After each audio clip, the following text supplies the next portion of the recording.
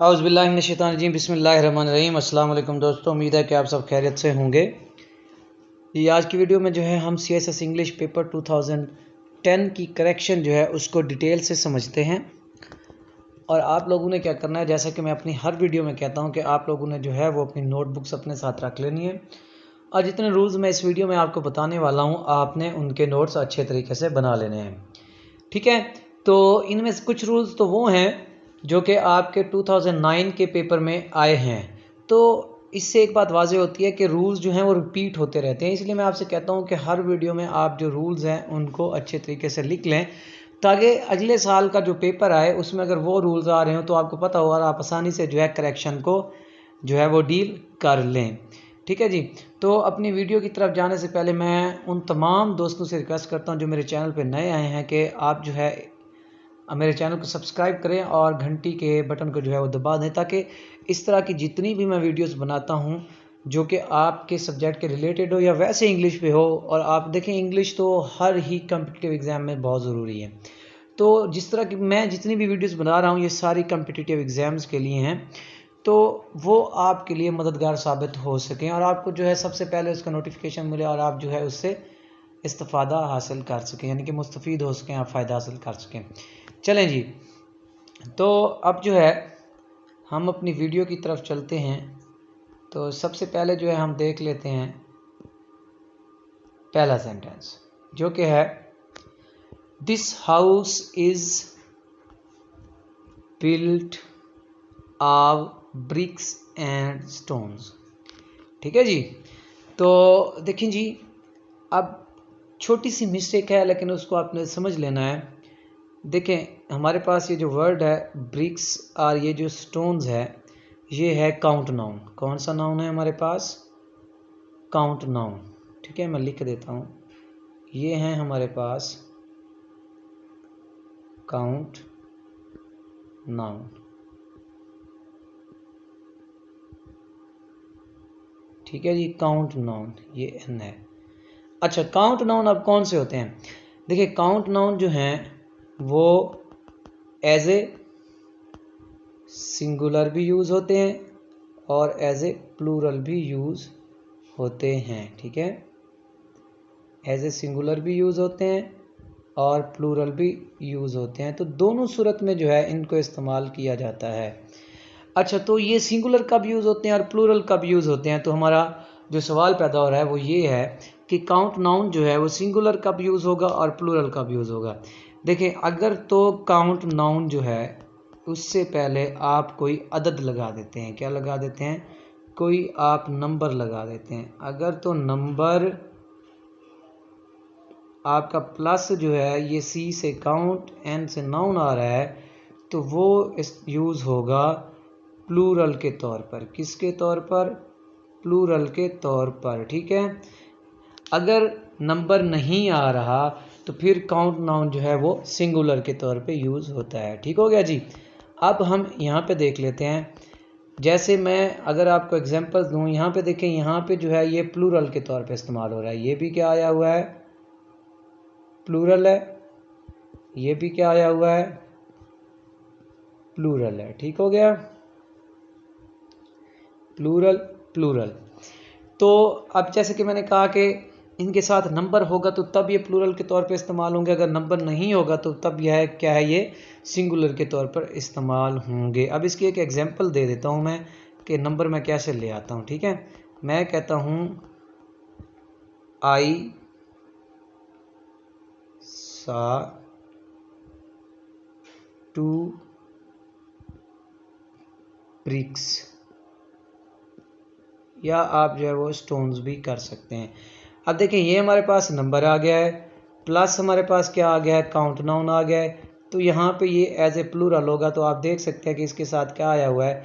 S आया हुआ है। तो ये हमारा यहाँ पे सेंटेंस जो है ठीक है। ठीक है, अगर मैं कहता हूँ आई सा ब्रिक्स, ठीक है, फिर ये गलत होगा।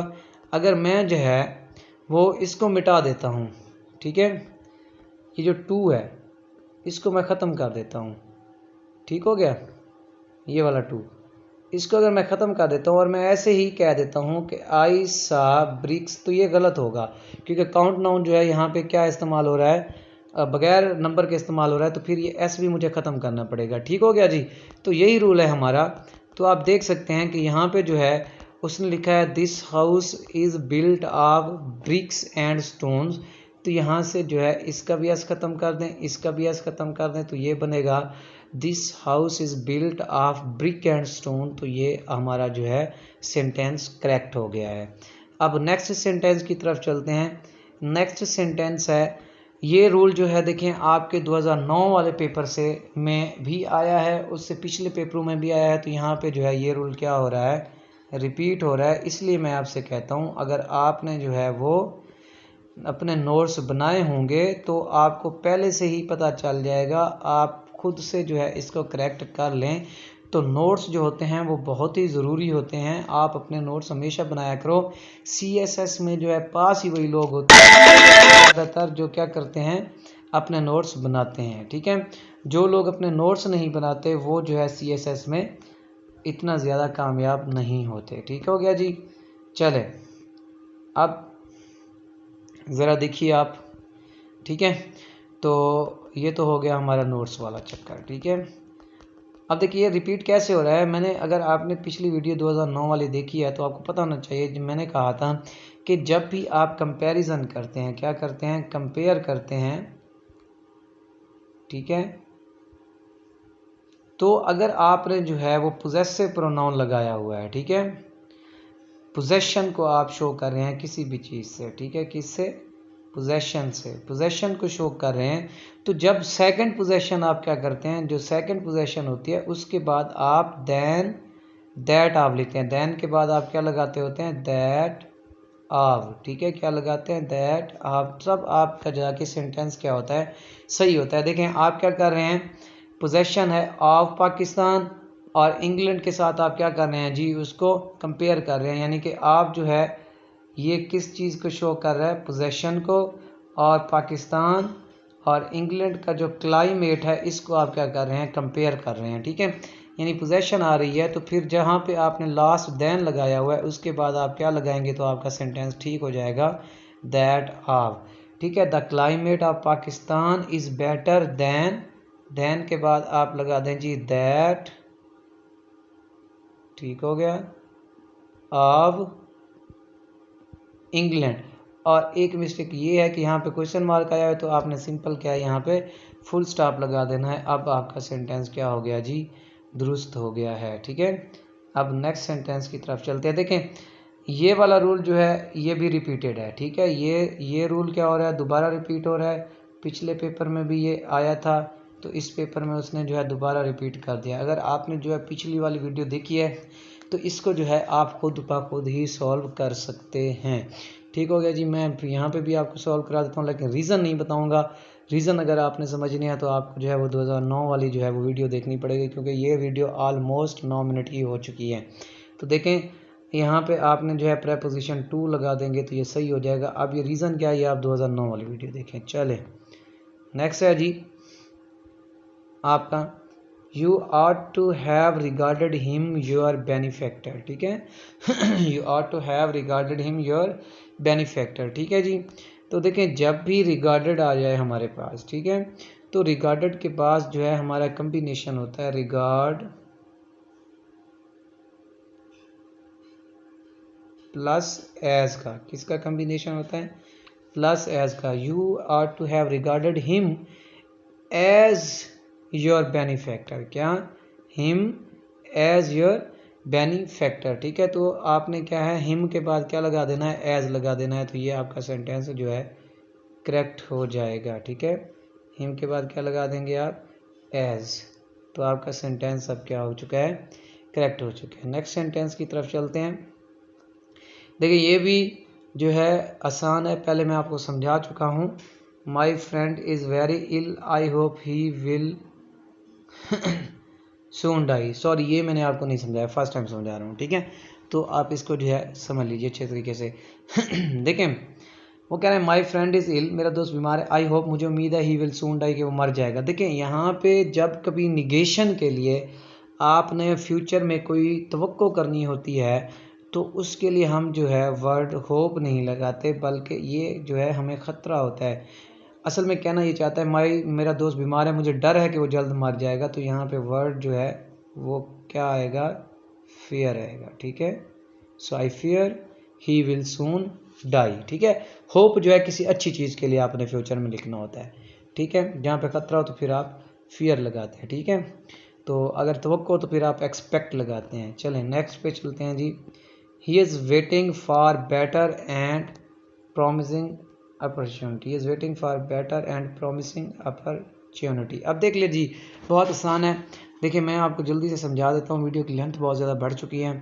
तो देखिए जब कभी भी, ठीक है, आपने क्या करना होता है, प्रेपोजिशन लगा दिया आपने, उसके बाद जो है आपका जो एडजेक्टिव आ रहा है, फिर एडजेक्टिव आ रहा है, और यहाँ पे आके क्या आ रहा है, आपका नाउन आ रहा है। ठीक है, तो ऐसा होता है कि जब आप जो है डायरेक्ट वर्ब के बाद ऑब्जेक्ट नहीं लगाते, बल्कि आप क्या करते हो, कोई बीच में जो है आप दरमियान में क्या लगा देते हो, एडजेक्टिव लगा देते हो, यानी कि नाउन ऑब्जेक्ट से पहले।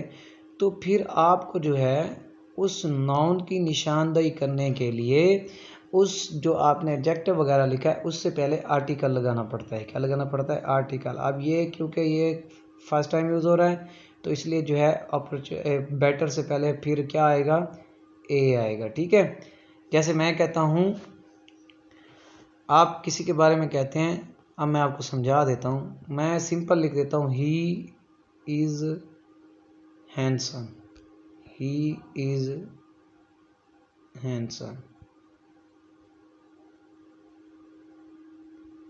देखें अब ये सेंटेंस बिल्कुल ठीक है। अब ये सेंटेंस क्या है, बिल्कुल ठीक है, क्योंकि इसका कोई ऑब्जेक्ट नहीं है। ठीक है, ये हमारे पास एडजेक्टिव यानी कि कॉम्प्लीमेंट है। ठीक है, अगर हम मैं इसके बाद ये लगाता हूँ, he is handsome boy, he is handsome boy. अब ये सेंटेंस क्या है, गलत है। इसके लिए क्या करना होगा, हमें हैंडसम से पहले क्या है, कोई आर्टिकल लगाना होगा, वो उसकी साउंड के हिसाब से आप लगा देंगे, तो फिर यहाँ पे ए आ जाएगा। अब बनेगा he is a handsome boy, फिर ठीक है। ठीक है, उम्मीद है कि ये रूल आपको समझ आ गया होगा। अगर नहीं समझ में आ रहा तो आप मुझसे कांटेक्ट कर सकते हैं। ठीक है जी, नेक्स्ट है हमारे पास, when I shall see her I will deliver her your gift. ठीक है जी, अब देखें ये रूल वो है जो मैं पहले आपको समझा चुका हूँ, मज़ीद मैं आपको यहाँ पे भी समझा देता हूँ। देखें किसी भी सिंगल फ़िक्रे में, इंग्लिश के किसी भी सिंगल फ़िक्रे में जो है ना, आप 2 दफ़ा जो है वो यूज़ नहीं कर सकते फ्यूचर का टेंस। ठीक है, व्हेन आई शैल, अब ये भी फ्यूचर है, आई विल ये भी फ्यूचर है। तो इसके लिए रूल क्या है कि आपने जो पहले वाला होता है उसको प्रेजेंट इंडेफिनिट में चेंज कर देना। तो ये शैल ख़त्म कर दें, आपका प्रेजेंट इंडेफिनिट हो जाएगा। When I see her I will deliver her your gift. ठीक है, अब यहाँ पे जो है पहले हिस्से के बाद फिर आपने क्या लगाना होता है, कामा लगाना होता है। यहाँ पे आप कामा लगा देंगे, तो ये देखिए मैं यहाँ पे निशान लगा, कामा लगा देंगे यहाँ पे, तो आपका सेंटेंस क्या हो जाएगा, ठीक हो जाएगा। नेक्स्ट चलते हैं जी, बहुत ही बेहतरीन और इंटरेस्टिंग रूल है इसमें, many a sleepless nights she spent. ठीक है, many a sleepless nights she spent. देखें बहुत के लिए जो है हम 2 वर्ड्स यूज़ करते हैं। ठीक है, इसको भी मैं लगा देता हूँ, बहुत के लिए। ठीक है, हम 2 वर्ड्स यूज़ करते हैं। देखें एक तो हम यूज़ करते हैं मैनी, दूसरा हम यूज़ करते हैं मैनी ए, मैनी ए। देखिए जब हम मैनी यूज़ करेंगे तो फिर आपका जो है वो नाउन प्रोनाउन जो भी आएगा वो प्लूरल आएगा। क्या आएगा, प्लूरल। जब आप मैनी ए यूज़ करोगे फिर आपका नाउन प्रोनाउन जो है वो क्या आएगा, सिंगुलर आएगा। ठीक है, अब हम अपनी मिसाल को देख लेते हैं। अब इसमें क्या यूज़ हुआ है, मैनी ए, मैनी ए हुआ है, तो यहाँ पे हमारा नाइट्स नहीं होना चाहिए बल्कि क्या होना चाहिए, नाइट होना चाहिए। Many a sleepless night she spent. ठीक है, या अगर आप इसको ऐसे नहीं करना चाहते फिर आप ऐसे कर लें, फिर आप जो इस ए को ख़त्म कर दें, फिर जो हमारे पास क्या सेंटेंस बनेगा, many sleepless nights she spent. तो दोनों तरीके हैं, जिस तरीके से आपका दिल करे आप इसको करेक्ट कर सकते हो। ठीक है जी, तो मेरे ख्याल में इतनी ही आज की करेक्शन थी, आज के लिए इतना ही। तो इसको आपने जो है अच्छे तरीके से देख लेना है। ये मैं रिपीट कर रहा हूँ, आपने जो है निशान मैंने लगाए हुए हैं, मैं इसको छोटा भी कर देता हूँ ताकि आप लोग जैसे देख सकें। ठीक है जी, तो इसको जो है आपने ये वाले रूल्स लिख लेने हैं और अच्छे तरीके से इनको आपने जो है वो याद कर लेना है। ठीक है जी। उसके बाद इजाज़त चाहता हूँ, अगली वीडियो में आपसे मुलाकात होगी। दुआओं में याद रखिएगा। अल्लाह हाफिज़।